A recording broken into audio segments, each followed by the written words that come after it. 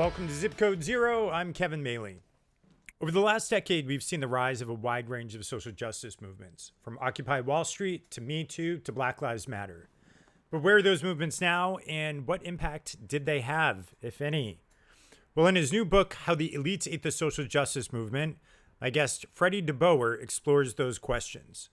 Freddie argues that in the digital age, social movements flare up but then lose steam through the lack of tangible goals, the inherent moderating effects of our established institutions and political parties, and the lack of any real grassroots movement in contemporary America.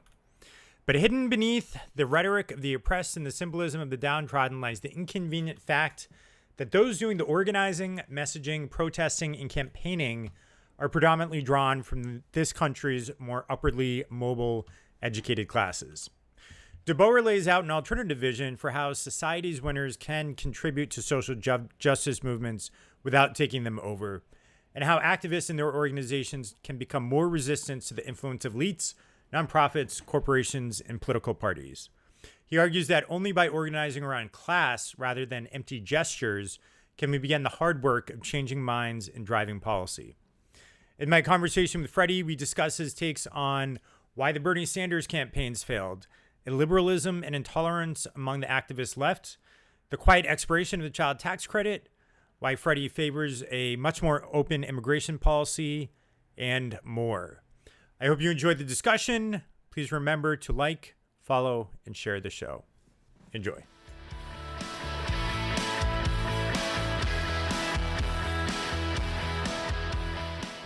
Could you give a quick synopsis of the book? Yeah, the book is a postmortem of the 20 political moment, the sort of rise of social justice politics as the dominant sort of vocabulary of American left-wing politics over the course of about a decade.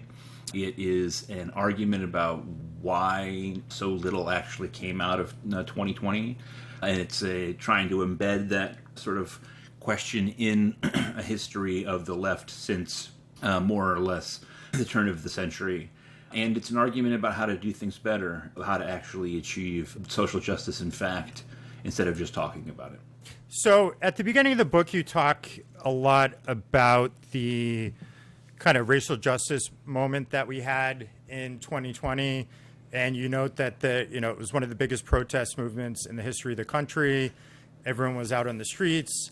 As you mentioned in the book, it was called a moment of racial reckoning. But a year and a half, 2 years, 3 years later, a movement that was built around the phrase Black Lives Matter, we've seen black homicide spike hugely, especially in proportion to white lives. We've also seen things like black educational outcomes start to really go down, in large part due to the pandemic. You raised the question in the book that a lot of people would be asking what happened. And then you said, this book is an attempt to answer that question. So what is the answer to that question? Well, I think that the first thing that I've discussed over and over again is that there was a real lack of goals, specific actionable goals within the social justice movement, within the racial justice movement, that kind of doomed it to fail. You can't you can't know how to get to where you're going if you don't know where you're going, right? It's worth saying that this is not a new condition. I would argue that since the heyday of the civil rights movement in the mid-1960s, the problem for the racial justice movement writ large has been that they haven't had a clear sense of what they want to accomplish. This is something that even Martin Luther King was talking about near the end of his life. The Black Power movement of the late 1960s and early 1970s arose as an expression of frustration with the lack of progress that the civil rights movement was making at that point. The Black Power movement never really accomplished much outside of very local sort of contexts, again, because they didn't have that one thing. And I think the question for anyone who cares about racial inequality, which I do, is what is actually going to move the needle in order to start to close some of these gaps? Reparations has always been understood, reparations for slavery has always been understood to be politically impossible. And yet it crops up over and over again over the years because it's a coherent idea, right? I mean, if we had the political will, we know that the government could cut checks to black people. It's like something that could happen. And so I think people have tended to grasp for it because they haven't known what exactly to do. So a lack of clear goals was one thing. This was also a problem with Me Too as a political movement. Me Too was stunningly successful at sort of eliminating individual bad actors, but it never really had a clear sense of what's the policy ask, right? How do we attack this at the top level? And so it became, in a perverse way, only really effective when the person doing the bad acts was famous, which obviously is not like something that you can sort of scale. The other big thing is just that, as the name of the book implies, the social justice movement suffered from its absorption into these elite institutions. So once Goldman Sachs was, putting out a new employee handbook or whatever, talking about racial justice, once defense manufacturers, right, were flying pride flags outside of their offices, once you had all these institutions, these elite institutions like the Democratic Party, where the congressional leadership wore kente cloth and kneeled on the floor of Congress. Once that sort of uptake starts to happen, it inevitably sort of creates heat but not light, right? Like that it sort of takes all of that natural, organic sort of energy and attention, and it disperses it into places where it can't actually do any good. Bernie Sanders ran on a specific campaign in 2016 and then again in 2020 that did have clearly articulated policy goals. Why do you think he didn't quite make it in the Democratic primaries on both sides? I mean, there's a lot of reasons. The first is that there was deep antagonism to Bernie Sanders from the establishment of the Democratic Party. It was widely believed that it was Hillary Clinton's turn. The Clintons had quietly maintained a preeminence within the party all throughout the Obama administration, and they still, to this day, sort of had immense sway among the apparatus of the Democratic Party. So it's important that everyone understand that these organizations like the Democratic Party or the Republican Party, etc., they have their official sort of politicians, right? They have the public face who are the people who get elected and voted for.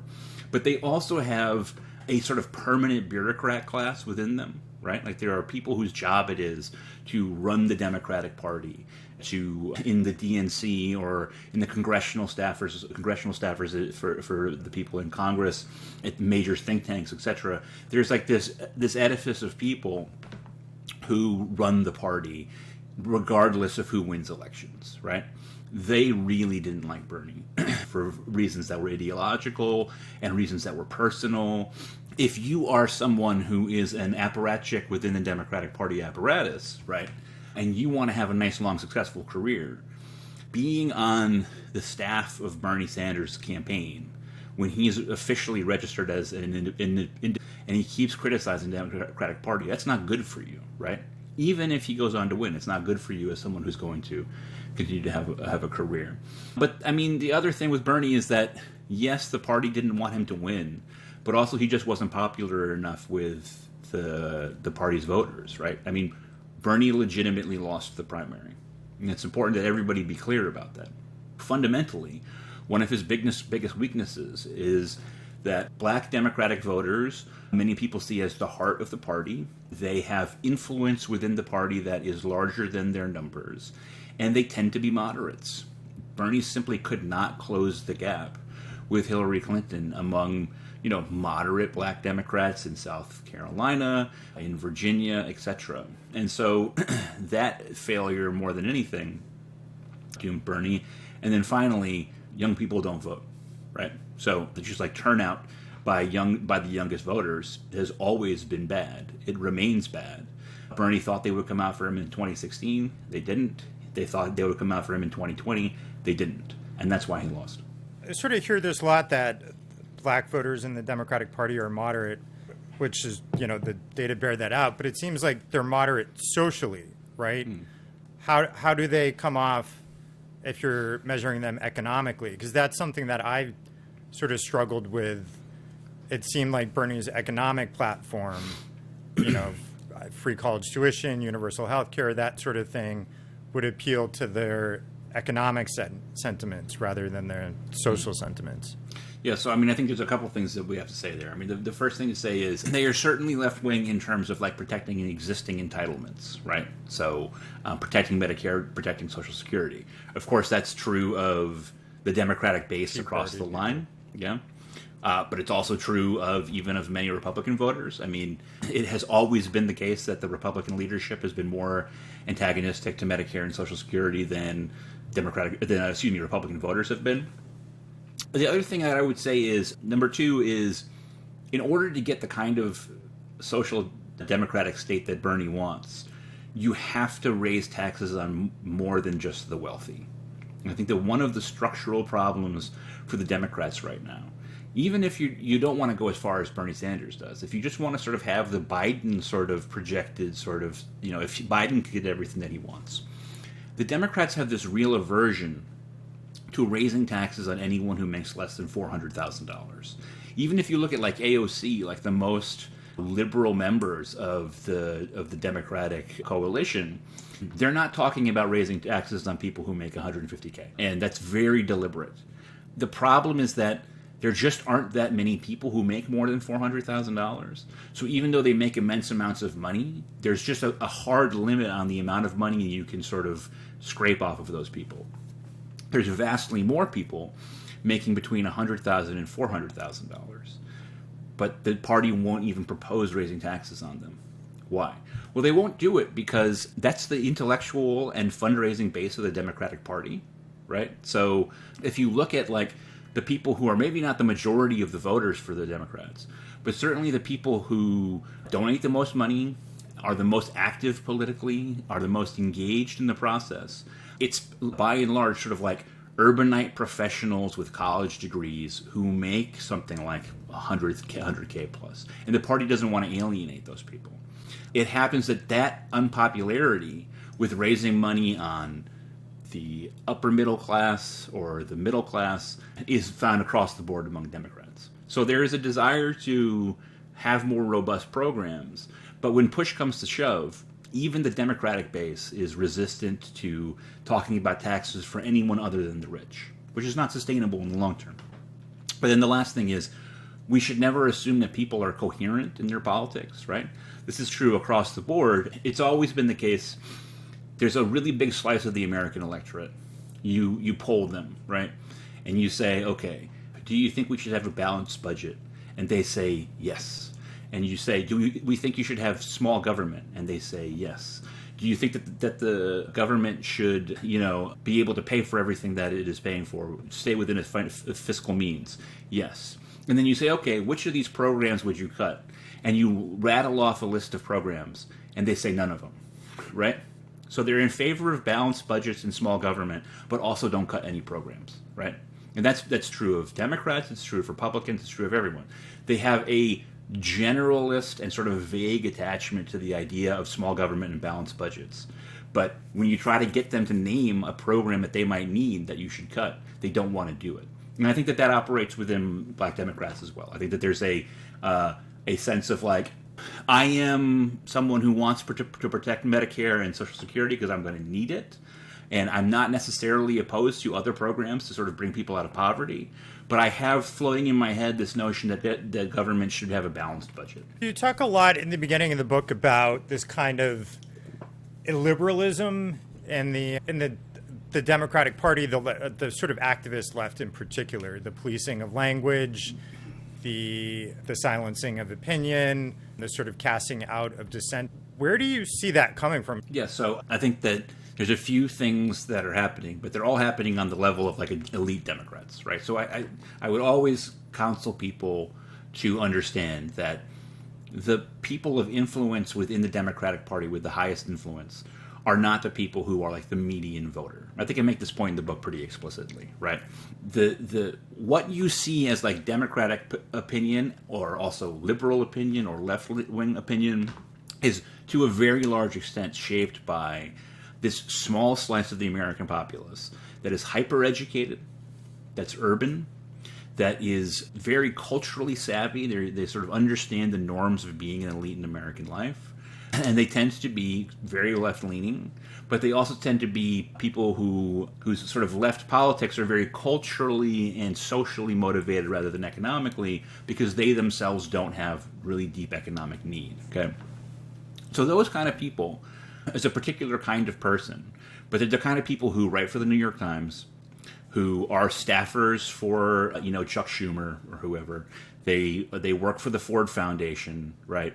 They teach at Brown University, right? These are the people who are creating the intellectual apparatus of the party.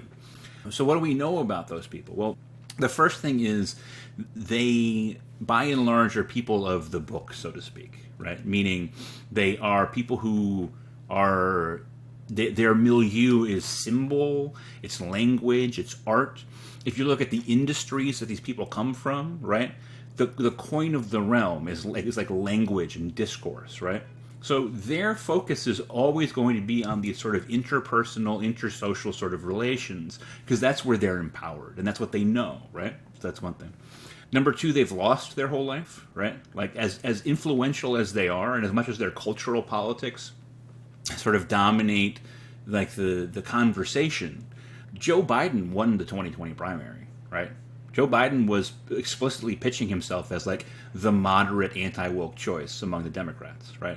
Biden's great value in the primary was that he was the guy who was, the old school sort of centrist positioned Democrat who would be the adult in the room. Now he's ended up sort of presiding over a very left-leaning administration, which I'm happy about. But that was how he sold himself. And that's very sort of core to what's been happening in the party for a long time, which is like the intellectual apparatus is run by these people who can't actually make anything happen. When you're in that sort of scenario, if you are someone who's like an elite college grad who has a lot of cultural capital but doesn't have any political power, fixating on like casting out heretics becomes very appealing, right? I can't make structural changes to the economy, but I can call you a racist, right? I can't protect a woman's right to have an abortion, but I can call you a sexist, right? Like, so there's this inherent drive to make politics into like an interpersonal sort of thing where like I can't make anything actually happen, but I can pick individual people off, and that makes me feel empowered. And then the last thing that I would say is these are people who have been trained their whole lives to compete, right? Like if you look at they starting before high school, right? These are people who are arranging themselves to get into an elite college. When these kids are 11, 12 years old, their parents are already pushing them into activities that will help them get into an exclusive college. The acceptance rates at Ivy League or Ivy League plus schools are so low now, right? That you have to be training yourself your entire, like from when you're 10 on up to sort of become one of these people. So they compete and they compete and they compete in high school. They are ruthless with each other in getting into these elite schools. They get to the elite schools. Now they're at the elite schools. They compete and they compete and they compete. They're muscling each other out for spots on the student paper, for the right internship, whatever. There was just a story in the Atlantic about how ruthlessly competitive these student clubs are at these universities. Then they get onto the job market and they compete and they compete and they compete, right? I want to be a congressional staffer, and there's only a few hundred of those every year. I want to get this choice internship at New York Magazine or whatever, and so they compete. They've been trained their whole lives, right, to be a competitive species. They've been jostling with each other their whole lives. They've been throwing elbows their whole lives. The people that they see next to them, even if they're their friends, they still conceive of them as their competition. It becomes very tempting, right, in that scenario to try to pick off some of your competition, right, and to have the most competitively sort of extreme politics. To say, I'm the real ally because I'm willing to destroy someone for the cause. And I think that plays a role in it, too. Toward the end of the book, you talk about this vision, and I think it's a vision a lot of sort of class-first people share, myself included, this vision of a multi-ethnic, multi-racial working class movement that is of the left, that kind of pushes for race-neutral policy prescriptions to, address societal challenges.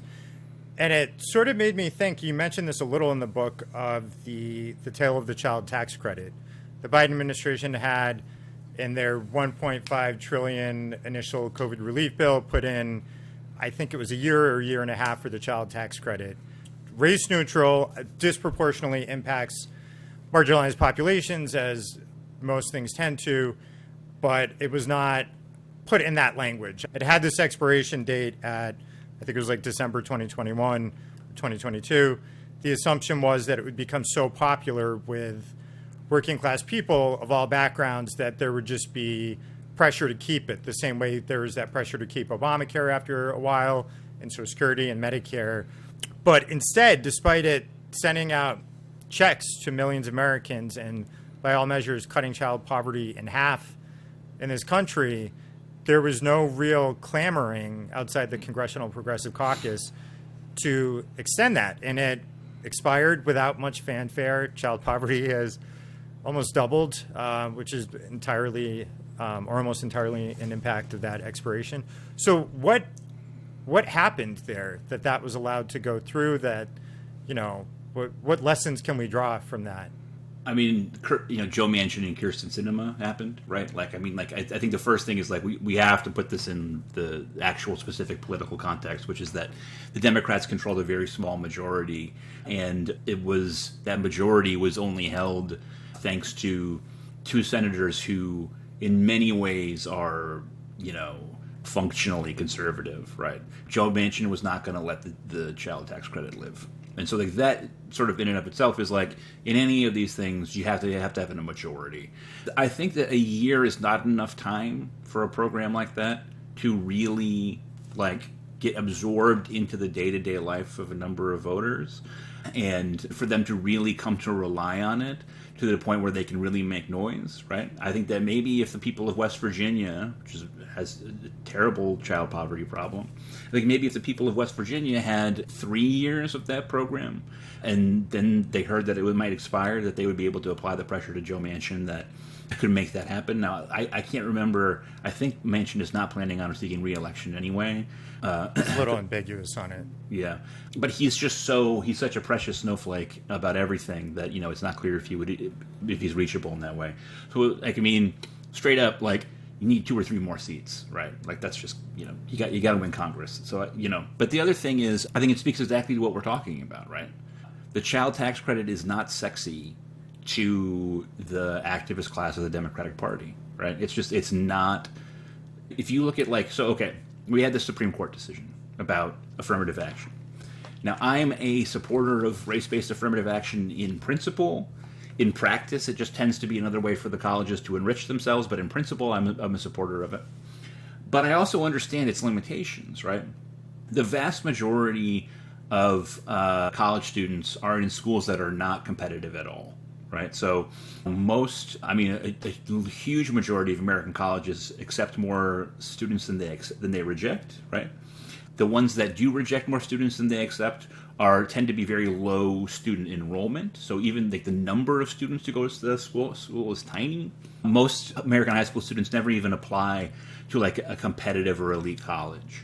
A huge number of American colleges just take essentially any student who can cut a tuition check, right? So, like, right off the bat, it's just not relevant. Like, affirmative action at elite universities is just not relevant to most students. And even then, when you drill down, you say, okay, so it's black students or black and Hispanic students, depending on who you ask, and it is slots at really elite universities. It has to be students who are not so bad that they would never get in, but also not so good that they would be guaranteed to get in anyway. It has to be students who are, like, good enough, but only with a boost from affirmative action. And you look at, like, the size of that population, like, I don't know, this is completely back of the envelope math, but I've done it out to be, like, maybe 25,000 high school students across the country, right? And yet we had a 2-week-long sort of national debate about affirmative action. Whereas when the child tax credit went away, we barely talked about it. Why is that the case? It's the case because in our media, there's lots of people who went to elite colleges and almost nobody who ever had tried to raise a child in poverty. And that's sort of core to the problem here, right? It's that the people who make the decisions about what's really a story are not the kind of people who are living lives like a lot of Americans live. But you could also say there's a ton of white liberals who are very much in favor of affirmative action, but are not living lives where they're impacted by affirmative action, at least positively. Just to kind of go back to some of the roots of the question of the child tax credit thing, because it was sort of a leading question on my end for my own theories on it. But, you said some of this is because Manchin and Sinema, but one couldn't imagine that Manchin would vote to repeal Social Security, Medicare, Medicaid, or even Obama, because he would face a big, big backlash. And I think it was a good point that you made about, maybe it just needed time to sit in and sort of develop.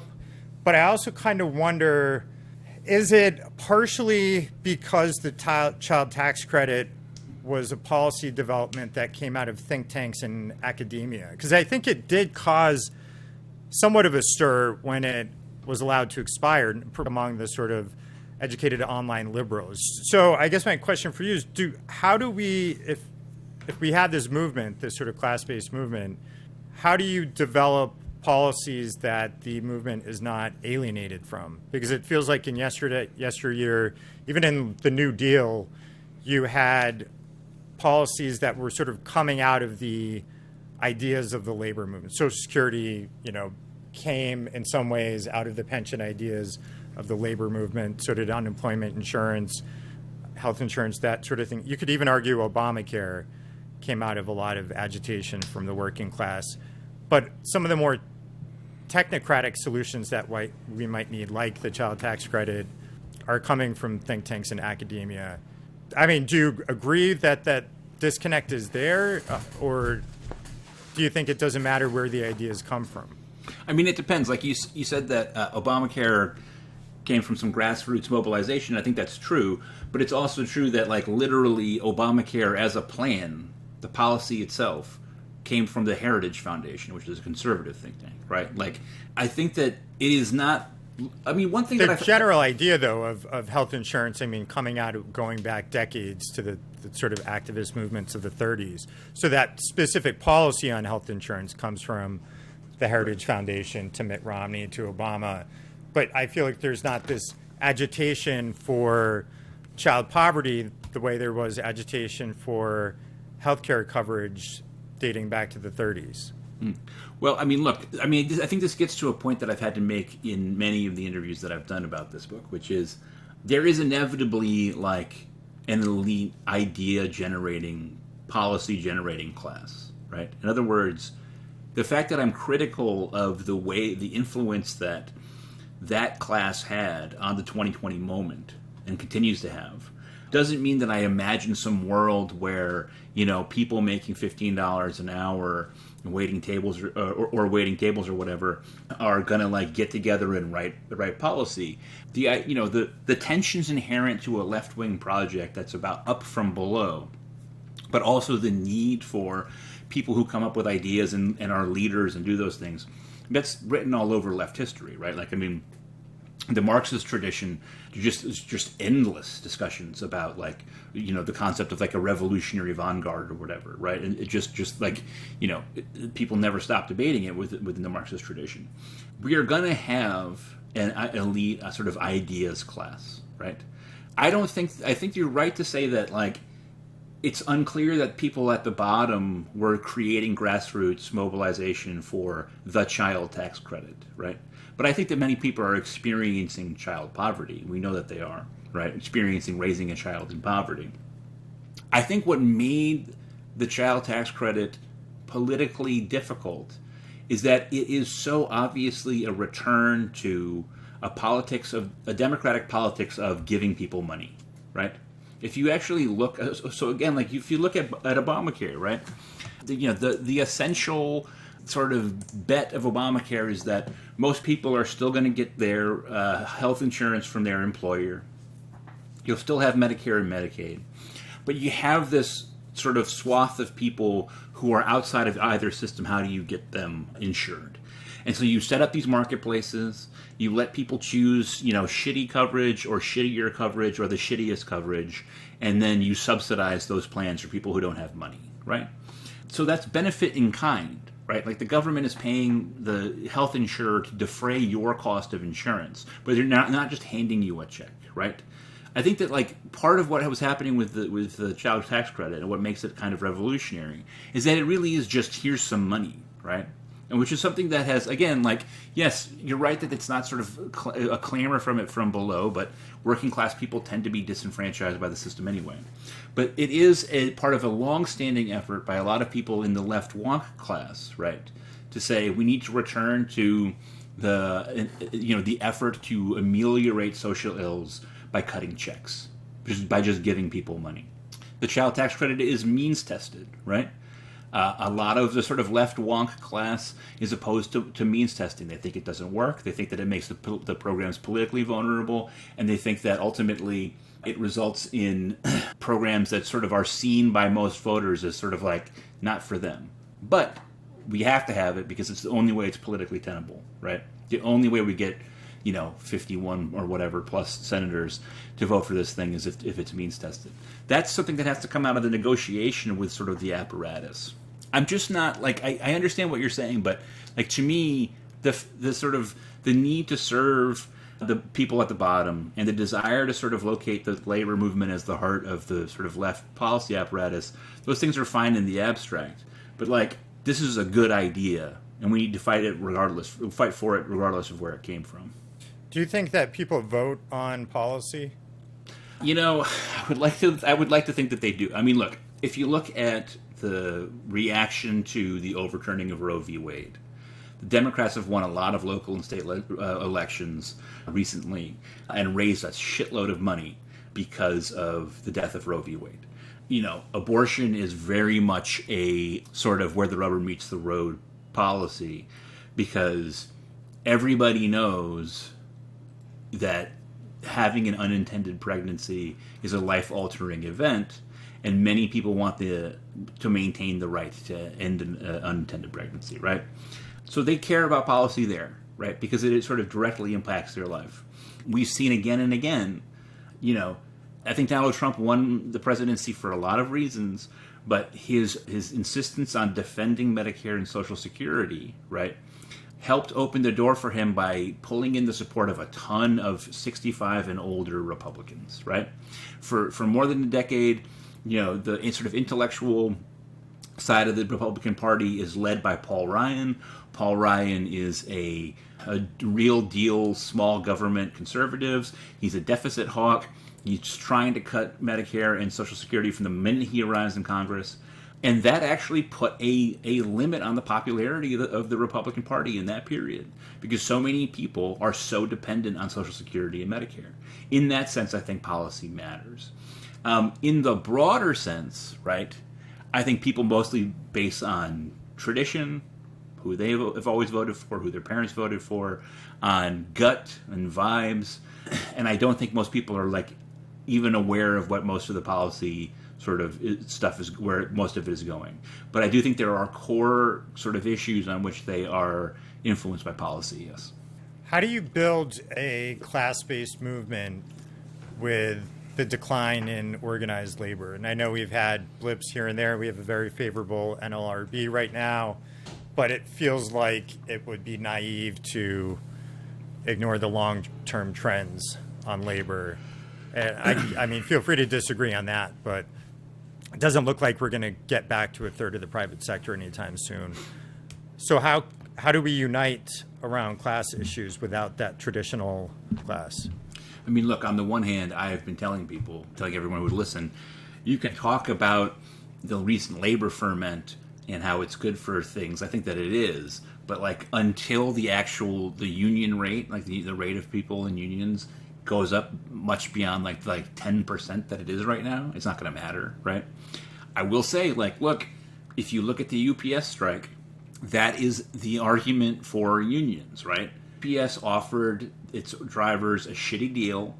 The Teamsters negotiated on their behalf and said, look, we will strike rather than sign this deal. And they were able to credibly say, that strike will cost you hundreds of millions of dollars. It will be cheaper for you to give us what we want. And they got a much better deal, right? And that's how it works. That's how it's always supposed to work. You would love it if people could look at that and say, okay, like I want to be in a union. Unfortunately, anti-union sentiment in this country is very powerful because, conservatives have worked on establishing it for many, many years. So I think that you're right to express skepticism about the growth of the labor union, but I if we could get back up to 20%, I think that would be like politically very meaningful. You organize by class. Is that possible though? I mean, I'm pessimistic just constitutionally, but is it possible? Sure, but I think it's going to happen? No. Look, you organize around class without the structure of the labor movement by appealing to people's economic self-interest, right?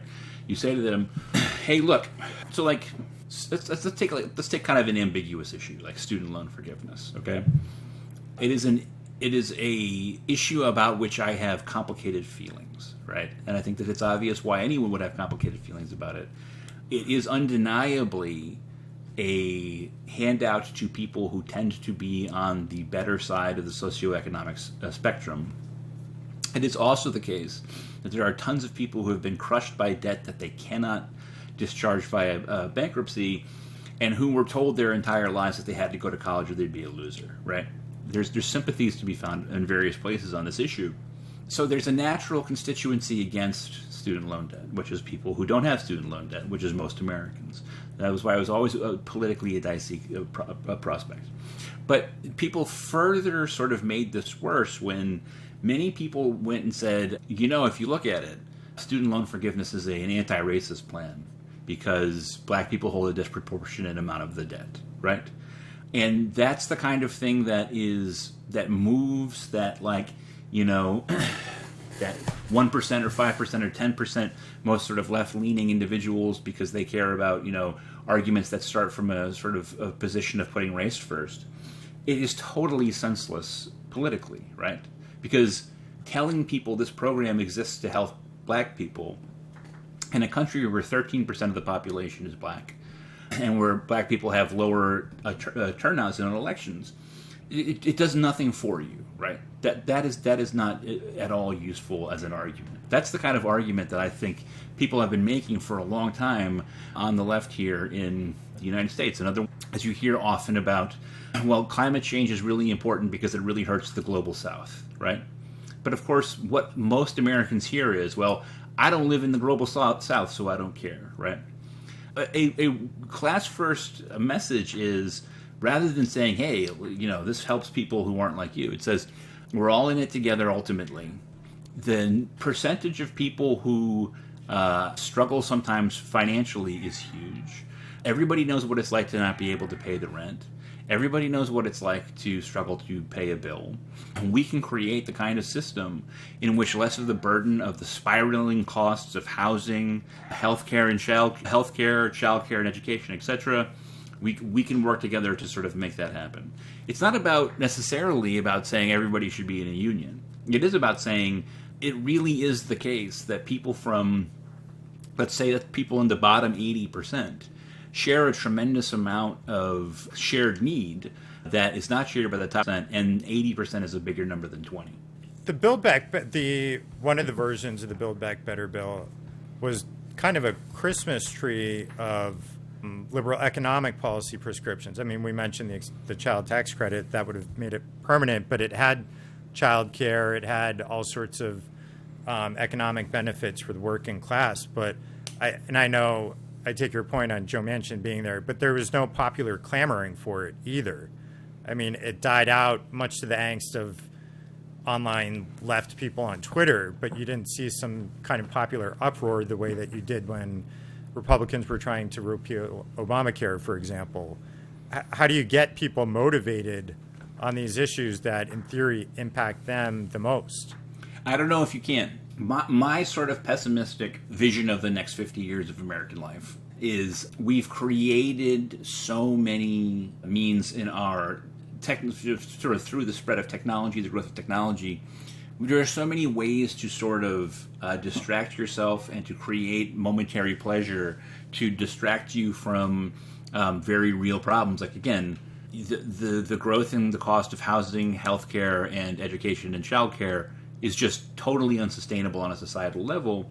But if you can spend 6 hours a day playing video games, if you have constant access to internet porn, if you can get an OxyContin prescription or just buy it from a dealer, if you can stare at TikTok every waking moment of your day, that we're just creating systems that distract people from the pain that is ultimately like the driver of all left-wing change. And that's my sort of pessimistic sort of outlook for the future, is that real left-wing movements are becoming impossible because people are shielded from how bad things can be out there by various means of like sort of short-term pleasures. But to the extent that we can hopefully make something happen, I mean, look, number one, there's always the chance of like a really bad recession, right? And it's not a surprise that the sort of period of technocratic liberalism that was very establishmentarian, but which did see the rebirth of like socialism as an American ideal, came immediately after a major recession, right? It is not a mistake that Occupy and the sort of spirit of saying, this problem cannot be solved within capitalism, that spread to a tremendous degree into 2010s because we had this lingering after effect of the Great Recession where the labor market was dampened for a decade, right? I don't want a financial calamity to happen, economic calamity to happen in order to inspire left-wing sentiment, but it's always a possibility. But finally, again, like, my expectation was that Biden was going to come in and preside over another Obama administration, right? Meaning very cautious in terms of policy, incrementalist, very interested in working within institutions, constantly calling for, etc., pushing education in a neoliberal direction. That didn't happen, right? He's been the most left-leaning president of my lifetime, in terms of domestic policy, anyway. And, I think that like, I don't think that was sort of the product of public clamoring either, right? I think that it was a product of like a guy and his staff who decided that those things were not political winners anymore, the way that Obama may have thought they were, and taking advantage of a moment. And you don't think he was pushed into that moment? I mean, it seemed to me that he recognized there's a big part of the party that had been illuminated by the Bernie Sanders candidacies of 2016 and 2020, and then, Elizabeth Warren and all that stuff. I mean, maybe I'm misunderstanding, but are you arguing that he just sort of had it in his head and was like, the moment's right for it? Because it felt like there was some sort of push to the left in the Democratic Party. I think what I'm saying is that there is a certain amount of space in which politicians can operate that is not unaffected by public sentiment, but that like the day-to-day policy details are just not sort of followed by the average voter and that don't have ultimately that much political salience.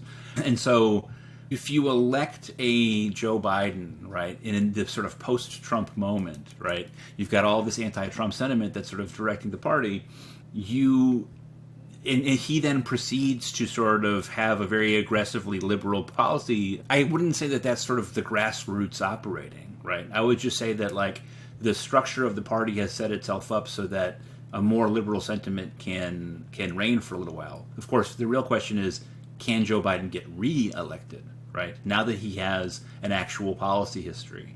It's not looking great, but I certainly hope he can, right? But like, I just think that like, it's all about really big, broad strokes. It's all about sort of what you can sell to the public, what you are an avatar for, the ideals that you're an avatar for. I think part of what made Occupy happen and the sort of socialist, the sort of rebirth of the socialist Democrat happen is because Obama was elected on lefty vibes and then didn't govern like one, right? And the dissatisfaction with that created the kind of people who created the moment that we're in now. But again, like, it all depends on whether he can get reelected. 80 years old and he's got a 35% approval rating. So on to Trump. I have to ask, one thing that I was kind of surprised when I was reading your book, because you focus so much on class first issues, you had said once or twice that you were in favor of, you say, core goals like a dramatically more open labor policy.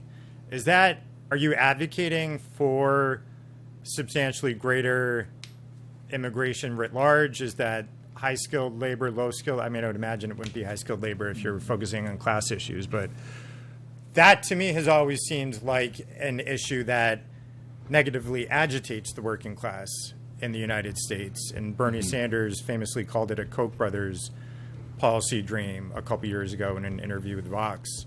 So I was just wondering your take on that. If we're trying to build a class-based movement but are advocating for greater flows of immigration, how do we reconcile those two? Yeah, I mean, I just think that there's been some pretty compelling economic modeling that says that, like, the United States could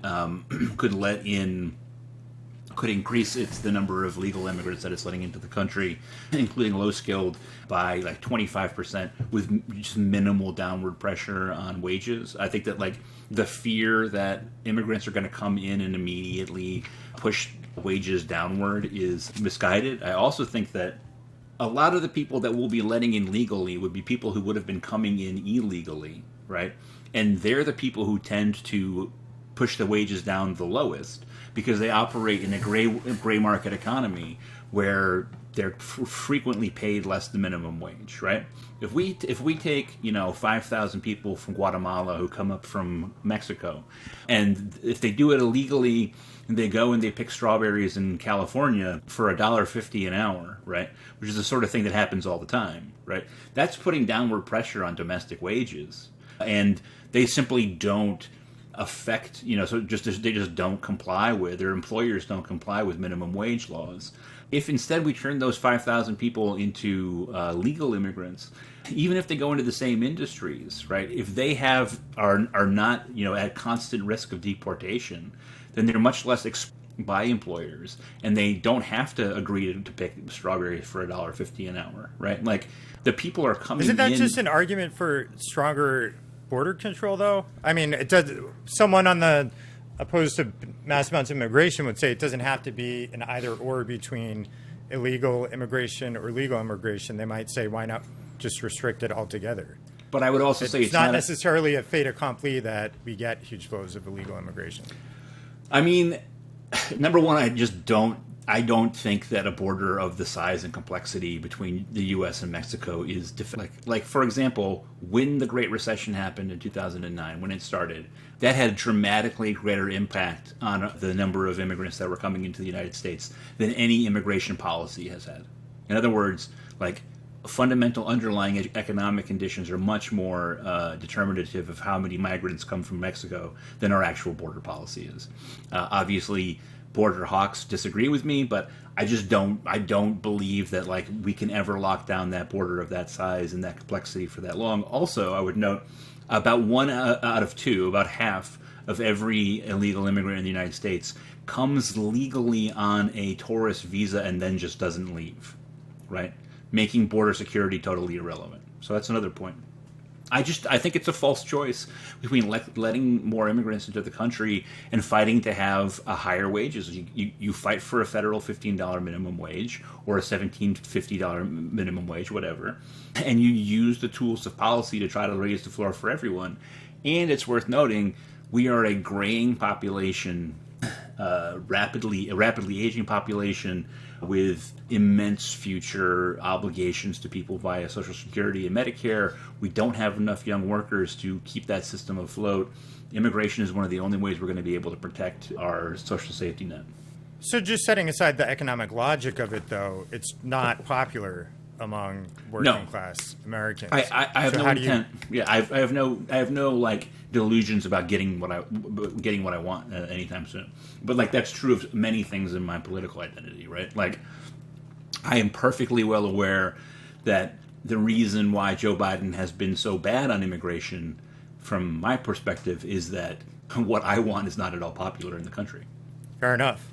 So how do you think people should kind of see the world differently or act differently after reading your book, especially people who, like myself, are on the left or college educated, are, I guess, not down with the, for lack of a better term, woke direction of some things?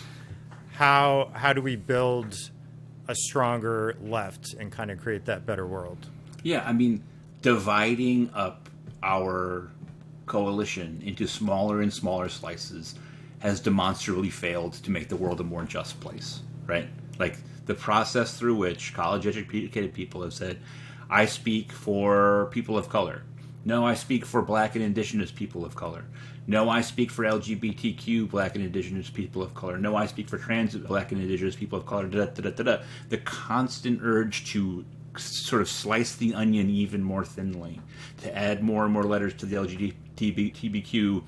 It's not just that, like, I think that that's politically not effective. It's also that it hasn't worked, right, for those populations. The only way you defend those populations is by building a coalition large enough that you can actually get what they need, right? If you are spending more and more time focusing on the oppressed of the world, the marginalized of the world, as so many people have done in the last 10 plus years, but the effect of that is to shrink the size of your potential coalition politically so that you can't achieve anything, then you're running in place, right? There has to be a switch to an emphasis on what we share rather than what's different between us. It's not that you pretend race doesn't exist. It's not that you pretend that there aren't special issues for Muslims or women or the disabled, etc. It's that you understand that, like, the job of politics is to make people feel like they are connected to other people, and you simply cannot do that if you spend all your time saying, hey, you see that person over there? They've got it worse than you, and so their interests are more important than you. Human beings will never operate that way, right? We are not built to put other people ahead of ourselves in the abstract like that. So instead you say, hey, you see that person over there? They've got problems, you've got problems. Maybe you guys can come together to help solve those problems. Well said. Well, Freddie, I know we're up on time. I really appreciate you coming on the show. Is this your last interview of the day, or do you have others lined up? My last of the day, and then tomorrow right back at it. I think this is, since in the last 6 weeks, I think this is my 52nd interview or podcast or appearance. So I don't know how you do it. Yeah, well, you know. I guess that's the nature of book promotion. That's the nature of book promotion in the 21st century. That's right. Well, thank you again. I appreciate you coming on and making time. Thanks for having me.